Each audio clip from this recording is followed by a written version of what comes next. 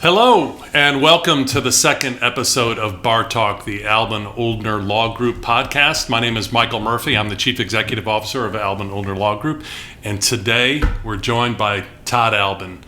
Todd is the founder and managing partner of Albin Albin Law.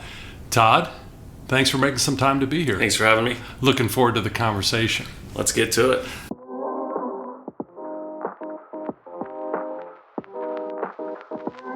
So, hey, before we get into current day, I want to go back, take a little trip down memory lane for you because I want people to kind of get to know you a little bit more and your background. And so you're a Dallasite. Yes, born and raised Irving. Grew up in Irving, then went to Baylor Law School, came to Dallas, and been in Dallas ever since. Yeah.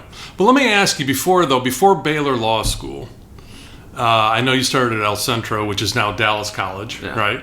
And you went to UNT. And I'm just curious, so, at what point in your early life did you realize that you wanted to be a lawyer? Well, geez, you're taking me back to the, I call it the poverty years, when I grew up. So I grew up with a single mom for most of my life, and it didn't look like lawyer was going to be the occupation, is all I can say. And we were collecting cans at construction sites and finding our way through ends meet most of my life. And then when, luckily enough, my mom remarried and I ended up moving to what I call the other side of Irving, and things started shaping up a little better. And I was sitting in I don't remember what class it was, but it was like a government class or something my junior year. And a professor from El Centro, a guy by the name of Bunk Knox, came to talk to our class, and he looked like a little Dustin Hoffman. He was jumping off the walls, and we were making fun of him as high school kids, but he really got my attention. And afterwards, the teacher introduced me to him and said, "Todd's kind of interested in law." I hadn't really indicated that. I think through some of my comments, she knew that I was following up on stuff. So he led the way. He told me about the El Centro program, where you kind of go there, you do 2 years of school, and then you can move on to something else. And my mom, being in the insurance business, took me to a lot of attorneys that she worked for and did work with, and they told me this is a great way for Todd to find out if he likes law before going to most people get an undergrad degree, then go to law school, realize they do or don't like it, but they've got a poli-sci undergrad degree with nothing to do with it. So they explained it was a very efficient way to see if I like law. And man, El Centro was different. It was very different from my high school and where I went. And as I got into El Centro, I started working at a law firm and being a runner, and that's when you used to go file papers at the courthouse and serve people with papers, not do it electronically. Yeah. It took off from there. Went from there, 2-year degree, transferred that to North Texas, got a 2-year degree, and then went to Baylor Law School. So I got to tell you, everything changed for the better each and every move, but it was not the way it started, is all I will say. Yeah. So I'm curious, because I've known you a long time, but I didn't know you in your early years. And were you argumentative when you were younger? Was that a trait that people were looking for? Smart ass is more the word people use, yeah. Argumentative is the nice way of saying it, but yeah, I was always kind of the quick cut down guy. I was always you didn't want to start barbing because I was going to get after you for much longer than you wanted to play, and usually said things that hurt people's feelings, so I think that's why they thought I would be good at this. So have you ever thought, if you hadn't become a lawyer, what would you be doing today? Oh, absolutely. I think about it every day. My family was one of those families where you always watch sports, and if anything else was on, it was just fake. And sports were our lives, and sports were everything. In fact, I remember my stepdad saying, anytime I got in trouble, he would say, as long as you make good grades and do well in sports, you can pretty much get in trouble all you want. You couldn't do anything that might hamper being able to play sports. So I always wanted to be a sports broadcaster, and it was a dream of mine. I thought it'd be really cool, and because I watched so much sports, my wife and I joke that when we're sitting around watching sports, I say something, and then the commentators say something.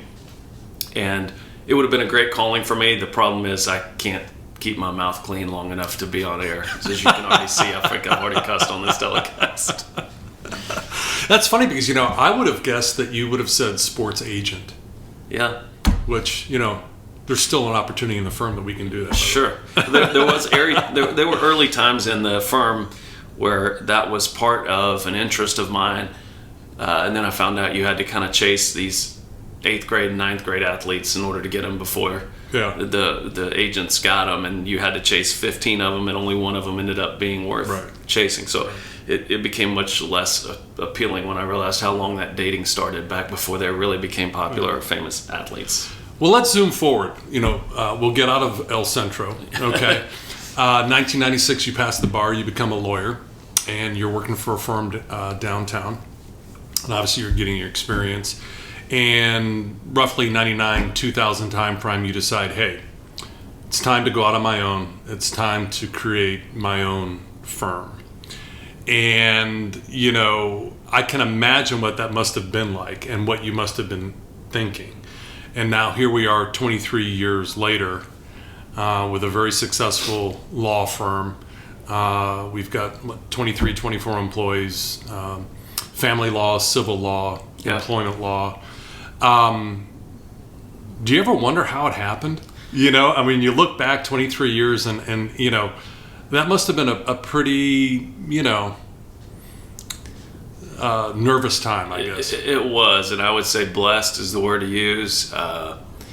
When you think about all the people that have worked here and the families that have been affected by this firm, but in reality, when it started, I worked for a downtown Dallas law firm and a little small litigation boutique, and I learned how to do your trade. Because when you come out of law school, Monica and I talked about this a little bit on the last podcast. You're trained in the law, but you don't know how to practically do your job, and it takes a little bit to do that. And so I'm very thankful. First firm, I had a mentor named Scott Levine that really helped me there. He's up in Collin County now as well. But they taught me a lot of stuff, and when I was there, like all young attorneys, you overvalue yourself, and I thought I was very valuable to their firm, and they should be making me partner and paying me all this money when I just didn't understand the real economics of the law. So, as luck would have it, my brother-in-law at the time, Curtis Harrison, approached me, and he asked me to meet at a steakhouse on the tollway. I'll never forget it. And he and I were very close. He brought a notebook that he handed to me and tabbed and organized about the population growth in Frisco and economics of Frisco, and really well-prepared statement about why he and I needed to come open a firm in Frisco. He had opened up a small office in Frisco and was trying to grow it and wanted kind of the sales guy. He's very much an operations guy. So he thought it'd be a good start. I thought we were going to be trading chickens and cows. And I from Dallas to Frisco, it seemed like Oklahoma. It was crazy to me. But it was the right time was more important than anything that he asked. Mm-hmm. And so, the pay cuts and the getting all the family on board with that huge risk. Mm-hmm. I think I was just dumb enough to not understand how big it was, which made it possible. But why did you? Let me ask you. Why did you think you'd be successful? What is it? You talk about Frisco. I mean, we moved here in '97, right? Yeah. You were trading chickens, but I'm just saying. I mean, what was it in your mind at the time, being a young attorney, that you thought you'd be successful doing this? Well, there's a little bit of naiveness, I would say. Kurt had a great plan, and that was a big deal to the success as far as how economically, what kind of roadmap we needed and ramp to get started. But I mean, from 2 employees to 4 employees to 6 employees, he had pretty much targeted it all out. And what I had to do was go sell and work, and I knew I could do that. Mm-hmm. Talking to people has never been difficult for me. Talking too much is always the problem. So it really was just a let's go make it happen determinedness, I would say. I don't know that along the way I can remember being in the Frisco Rotary, which was a real thing, mm-hmm. and Frisco Kiwanis, things I'd mm-hmm. never heard of before. Mm-hmm. And that's how you met the city leaders. That's how you knew the powers in town. And from that, many of those people took a liking to me and helped introduce me to people that are still clients today, the Rod Vilhauers of the world. Mm-hmm. And so I made the connections through those organizations and put the time in with all the city leaders, and we kind of grew up with the city. Mm-hmm. The best way to describe it. I thought we had a good economic outlook based off the growth of the city, and if we just did a good service for people, we would get more business. Yeah. And it's worked. It has. It has. So, Albin Albin Law is a full-service law firm for us, meaning we've got multiple practices within the firm. We've got a very successful family law practice. We've got a civil commercial litigation practice. And, not only are you the managing partner of the firm, but obviously you're a practicing attorney. And you have your own clients. And I think, your time is spread between litigation, business litigation, and general counsel. I wanted to ask you because a number of clients we serve today are small to medium sized businesses, and I'm just curious for a business owner that may be out there watching right now, how do they know when they're getting of size and of need to actually have a general counsel? Not one internally, but actually hiring a law firm to provide general counsel, which I know you do that for a number of companies. Could you talk a little bit about that process, what they do and what they look for? Sure, and the two parts of that question that I think need to be broken down. The first one, when do I need a law firm or a lawyer? And then the second one, kind of the in-house counsel type bit that we do for a lot of clients, and I'll take them in that order. The first one, a lot of clients that we have success with come in because they have a litigation problem, divorce. They come in because the problem has arisen. That makes perfect sense. That's how we all do life. In particular, our business clients tend to do better when they come in early. We get involved early in their processes. For example, Pegasus, our IT company, I took their founders out of their old job and their non-competes in litigation and formed their company, and have had them ever since. So when that happens, we get to create the documents that they need from the beginning. We get to create their contracts from the beginning. The avoidance of that litigation and the need for the lawyer is really where the savings and the need is. And so my plug here is a lot of people wait too late to get the lawyer, just like they wait to get the doctor. And by hiring the lawyer earlier, it's not as expensive. There's a lot of preventative maintenance that goes into saving you a lot of money, and you shouldn't be intimidated about talking to a lawyer.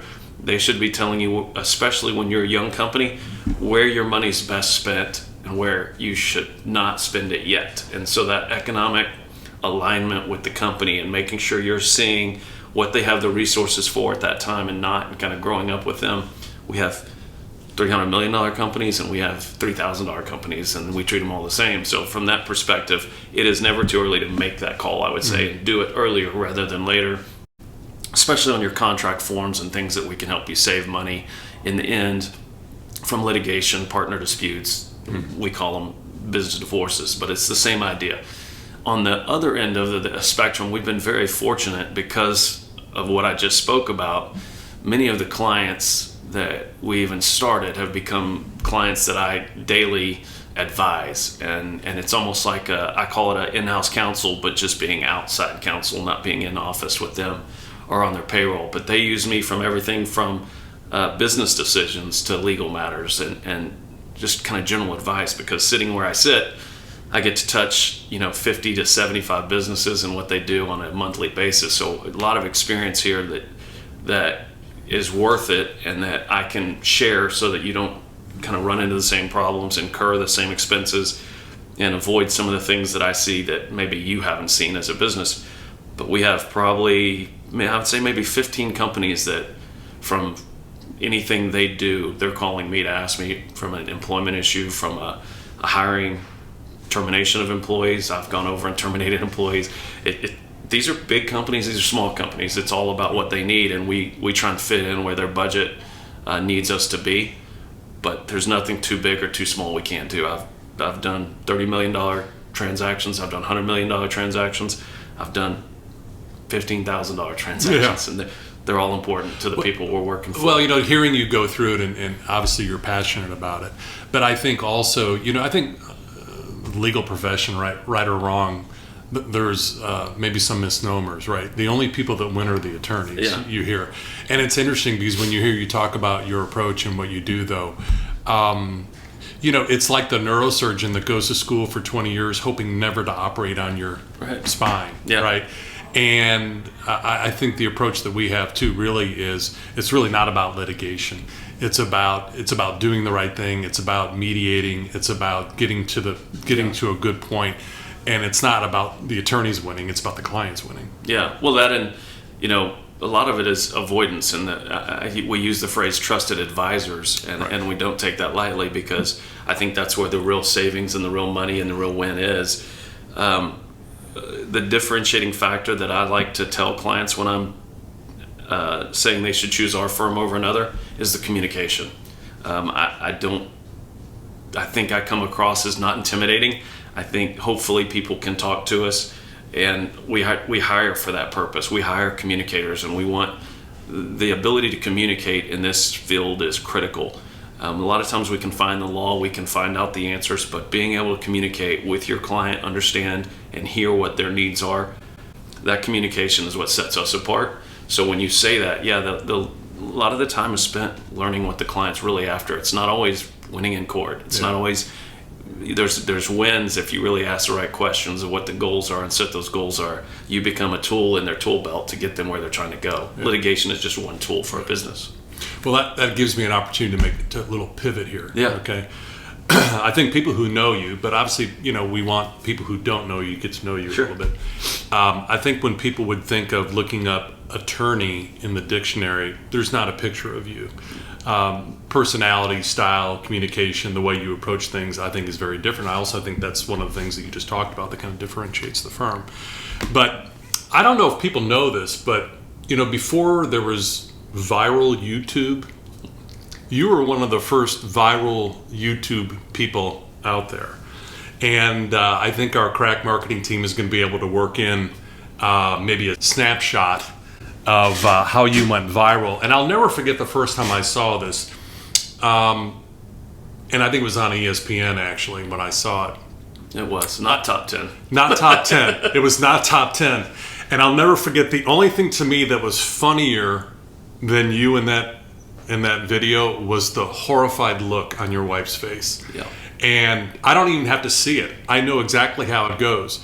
The reason why I'm bringing it up is people who know you have an amazing sense of humor. Okay.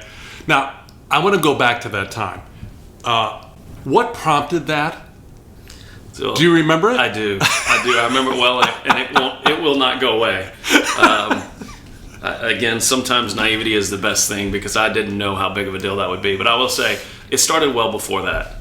When I was at El Centro, I said I grew up on the wrong side of Irving, went to the right side of Irving. I used to love to be in dance contests. And that's kind of embarrassing. That's not most of the lawyers. When I say dance contests, I'm talking rap music dance contests. So when we I guess grew up and that was what you did, and then I went to El Centro and I won dance contests at El Centro. I love to do it. I embarrass everybody around me, but I love to do it. So when we were at a Maverick game, it's the year they won the playoff, the Mavericks won the championship. My wife Lauren worked for Fox Sports at the time, and so she knew the camera guy, and a guy that was sitting in front of us wanted to be on TV really bad. So every time there was a timeout, he would get up in the aisle and start dancing. And the TV just wouldn't pick him up, and he did it every time out for 3 quarters. And so I remember it well, because when we went to the game, I was sitting in the Fox Sports seats, and my wife said that her boss specifically said I could go to the game, but that I had to behave because his boss was in town, and so that I needed to be on my best behavior, which I was until then. And then I wanted to get the guy on TV, so Lauren notified the cameraman. He came up, and it was a little bit of a setup, but he came up to get the guy on TV. What wasn't set up is that I was going to get up and dance behind him. And I have 2 ways of dancing, the dad way and then the El Centro grew up dancing way. So I chose to do the dad way and start being silly and goofy and dancing around.